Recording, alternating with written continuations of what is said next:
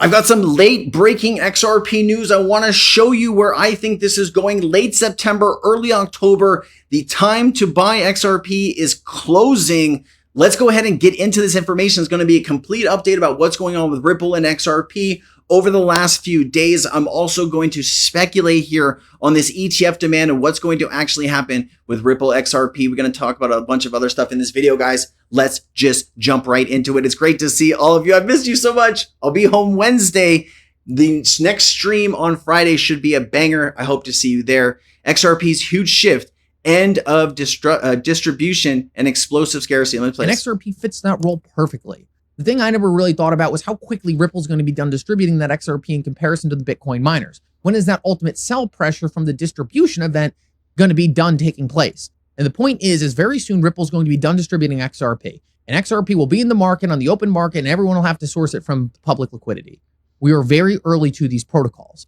Once that happens, all the FUD about XRP will be forever gone. And everyone will just be looking at distributed XRP in the market that's constantly decreasing and becoming a more and more scarce asset over time. Okay, really quickly, I know a lot of people have been talking about this. My personal view here is Ripple keeps relocking XRP, and every time they do that, it's gone on a 4-year cycle. So when they unlock XRP this month and they relock 70%, we go back another 4 years and 4 years and 4 years. Until Ripple starts distributing all of that XRP in escrow, this could go on till 2035, 2040. We don't know. And so what Mikkel's doing is highly speculating that all that XRP in Ripple escrow is suddenly going to be bought up and not relocked up. Should have gave maybe the full context on that, but all good. Maybe he did in the full video. Important dates ahead. September 17th, Fed rate cut. We did see a rate cut from the Fed. There's probably going to be 2 more rate cuts this year. I don't want to get into that, man. But lower rates should make it easier for people buying a car, selling a home, buying a home, these types of things, credit card payments and interest. This is all going to help. But remember, when we drop rates and we print money, what happens to inflation? We just lived through this movie. You should all remember 2020 very clearly, 2020 and 2021. Yikes. That is coming back in my personal opinion. We'll see if that plays out the way I think it will. So here is October 18th to the 25th, XRP spot ETFs, final decision dates. You got Grayscale 1018, 21 shares 1019, Bitwise 1020, Canary Capital 24, 25th, 25th. Look at these institutions. You have, just with Franklin Templeton, $1.7 trillion under management, right? You have over $2 trillion under management here. What happens when the demand, right, where 1%, 3%, 5% of these companies decide to start putting this money into XRP and other crypto assets? This is going to be a huge wave of money headed right for XRP. There's only about 2.5 to 3 billion XRP left on exchanges. What happens when all of this is bought? Also, the Rex Osprey Spot ETF launched this week. We're having a pretty rocky September right now. August, September is always kind of really weird for the crypto market. October, November, December should be good unless we get a ton of more bad financial information about the US economy. I'm hoping that doesn't play out and we continue to go up, up, up. Eventually, this will correct. But Rex Osprey ETF ticker XRPR launched September 18, 2025, making it the first US listed ETF giving direct spot exposure to XRP. XRPR opened for trading on the CBOE BZX exchange. The ETF is structured under the Investment Company Act of 1940 in the Cayman Islands. The funds mandate 80% of net assets going directly into XRP. XRPR achieved a record-breaking 37.7 million in trading volume in the first day. Remember, this is one product on the first day. Imagine when you have 11 products all launching in the same week. What is that going to do? We could get into the billions pretty quickly. And if there's some really good news that Ripple announces, maybe they become a bank, getting that bank charter, that could really turn up FOMO and demand on the institutional level. And that's exactly what we're looking for, ladies and gentlemen. 24 million volume was transacted in the first 90 minutes. Eric Pohamas was a very big ETF person, posts a lot of information about them. He was blown away on the initial XRP demand. They are underestimating the actual demand of the XRP army. And I think when you underestimate us, we are going to show you. That's what's up. Net inflows, the amount of actual money into the fund, were approximately 15 million on one day based on reporting by ETF analysts and crypto news outlets. For comparison, US spot ETF saw 650 million in net inflows in the first day in early 2024, highlighting both the excitement and still nascent institutional demand for XRP.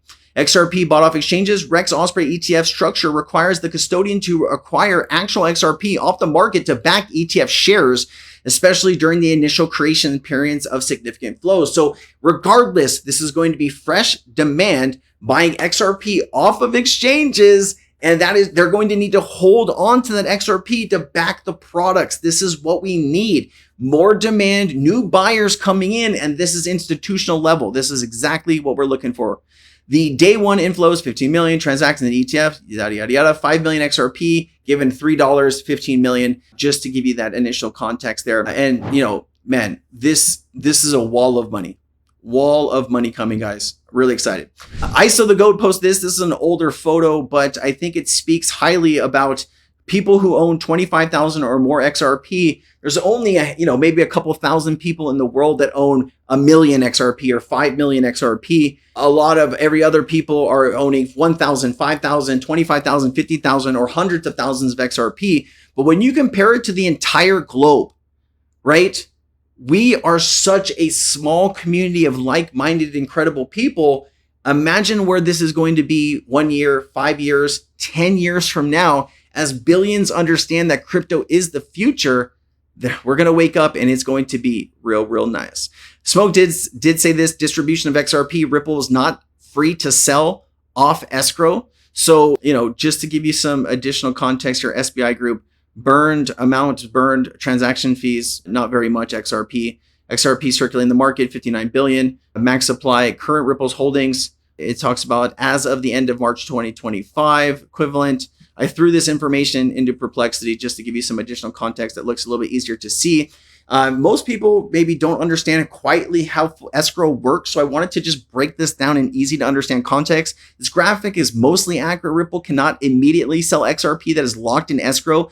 The XRP ledger's built-in escrow feature enforces conditions and time locks that legally and technically restrict Ripple's access to these tokens until specific dates or criteria are met. How the escrow actually works: Ripple established multiple escrow contracts on the XRP ledger, locking large amounts of XRP with set schedules for monthly releases, typically 1 billion per month. Ripple is only able to access and potentially sell it as it's released from escrow based on the time locks prior to release. The XRP is entirely inaccessible. Each month, a portion of released XRP goes into circulation, but Ripple often relocks much of it back into new escrow to limit selling pressure and enable predictable supply. At present, September 2025, about 35.9 billion XRP remains in escrow, nearly 40% of the whole supply. The escrow system was implemented to provide transparency and curtail fears of large, sudden sales from Ripple. Only the XRP that has been unlocked and released from escrow can be sold or used by Ripple. The rest is automatically locked at the protocol level and cannot be accessed under or liquidated under any circumstances. Love to see that. Ripple is a better version of Bitcoin and Swift combined. The reason they created the XRP and XRP ledger, right, was because they looked at the inefficiencies they saw with Bitcoin. Bitcoin is not solving institutional payments at scale. Bitcoin is a store of value. Ask Jack Mallers, ask Michael Saylor. They're going to tell you what Bitcoin's biggest use case is: digital store of value. Is it the infrastructure for the new financial system? Hell no. No, it is not. It is the first one, but when we often see like the first one of anything, 10 years goes by, 20 years goes by, and often the first one isn't around anymore. Think about maybe a cell phone company that was around in the late 90s, early 2000s, maybe BlackBerry, right? Nokia. There's some companies that no longer make phones, right? I do this with like streaming music too. Remember the early days of streaming? What was it? Napster, LimeWire? You don't see Napster anymore, do you? But they were the first. So what I'm trying to get at here is sometimes being the first doesn't make you the best technology. It just makes you first. This does talk here, read closely. Ripple could survive as a better version of Swift and Bitcoin network and could be used by traditional finance organizations for advanced experience of the current service industry, right?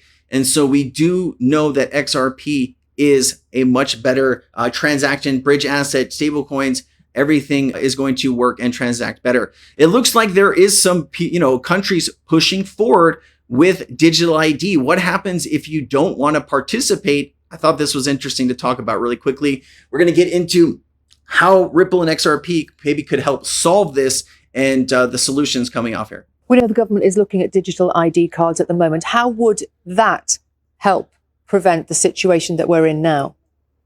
Well, Keir Starmer, our Prime Minister, has said we are looking at what other countries have done to bring in a sort of digital accreditation. I think there's real actually benefits right across here, from obviously dealing with illegal working, but also actually imagine if your viewers imagine that they had one credential that would allow them to access all the different government services and our public services do. I'm sure many of your viewers often tear their hair out with all the different numbers and passwords of the different bits of government that they have to deal with. I do think there could be a real benefit here for people who are here and working legally and accessing our public services if there was one route in, as well as the benefits it could have with illegal migration. We're looking at that. I think it is an interesting idea that other countries have taken forward, and we want to learn from what they've done. Listen, guys, they are going to push this on us, whether we like it or not. Supporting the technology that they're going to use might be a way to stay out of this system. If you have gobs and heaps of money, you can do whatever you want in life. But if you are living paycheck to paycheck, if you are struggling to get by, you are going to be in their system. Digital identity is undergoing rapid transformation globally in 2025, driven by expanding digital services, a surge in cyber threats, and the demand to more secure privacy-preserving verification. The XRP Ledger and Ripple are emerging as important players in this new landscape, offering decentralized blockchain-based identity solutions that are gaining increasing government and institutional attention. My question to you is, think closely. You are probably an incredible researcher. You listen to a lot of content across a bunch of different people, a bunch of different crypto assets. Which digital assets or digital infrastructure companies are working with governments on an institutional level to provide services like this? Think about that really hard. Let me know down in the comments what you think. Global identity trends in 2025. The global digital identity market is valued at $27 billion for 2025, with trends pointing to the integration of advanced technologies, especially biometrics, blockchain, and AI, to create secure and privacy-centric identity verification. Rising threats from deepfakes and sophisticated cyber attacks are pushing organizations and governments to move away from static identifiers like password-based logins, adapting behavioral biometrics, multi-factor authentication, and decentralized identity models. This is a significant trend toward self-sovereign identity, which gives users control over their digital credentials and eliminates dependence on centralized third parties, thus reducing vulnerability and data breaches. How many times have you had your information leaked or hacked and it's now on the dark web? Ripple and XRP Digital Identity Solutions. The XRP Ledger has implemented Decentralized Identifier DID Amendment XLS 40, allowing users to create verifiable user-controlled digital identities on-chain that can be linked with verifiable credentials for applications in compliance, finance, and more. XRP leverages features like selective disclosure, where the proof of specific attributes being over 18 is revealed without exposing full personal data. So you can give someone, confirm that it's you doing the transaction without giving them your full financial data. In the current SWIFT system, if you're sending a payment across the globe, your information is being shared awful lot, isn't it? The XRP Ledger trust lines and hooks, smart contracts provide infrastructure for attribute-based access control to automated verification. For instance, a university could issue a student token and a business could verify before gaining access for discounts. Banks and regulated entities can tokenize compliance attributes such as KYC or tax status or accreditation on chain. This enables seamless cross-border identity portability and compliance automation.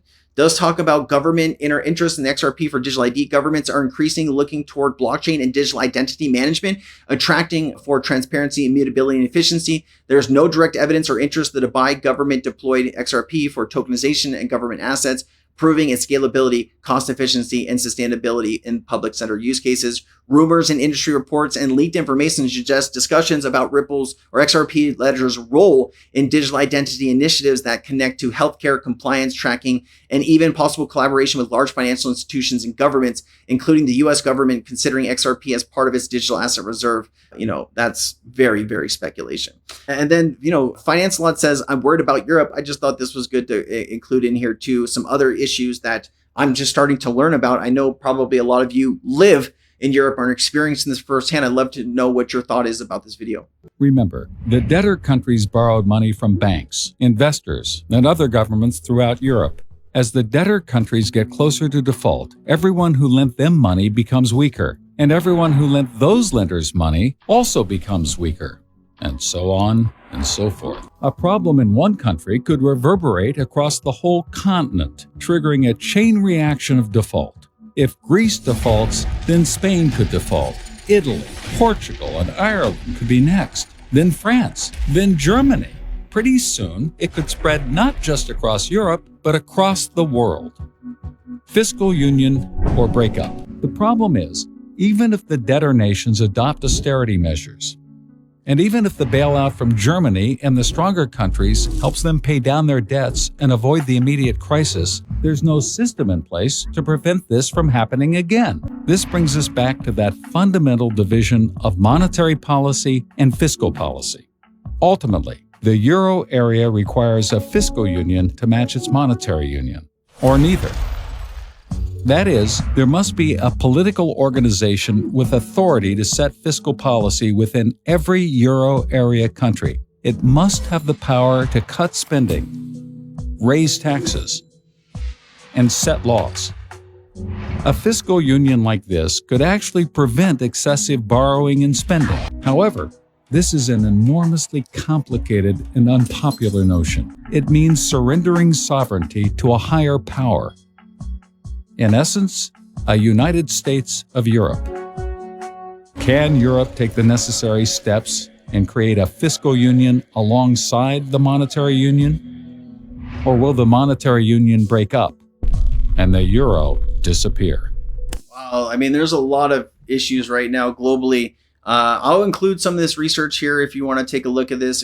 I'll just read it to you. Some of this key issues facing Europe: heavy U.S. debt exposure. Europe is now the largest foreign holder of U.S. treasuries, making it vulnerable to U.S. credit downgrades, inflation, and currency devaluation. The U.S. dollar is having one of the worst years in decades.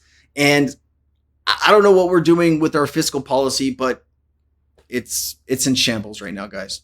And this is not good. Trade policy uncertainty, new tariffs, trade tensions, and high energy prices are dragging down Eurozone manufacturing and exports, challenging outlooks. Politically instability, the EU faces political challenges, including the need to increase fiscal spending to support Ukraine and address internal structural weaknesses. Low growth and productivity, economic growth expectations for 2025 been revised downward. So before 2023 and 2024, we were already seeing a slowdown in the global economy. And with these new trade wars and tariffs and all of these things happening, it's making these problems even worse. So we're kind of doing this to ourselves on a global scale.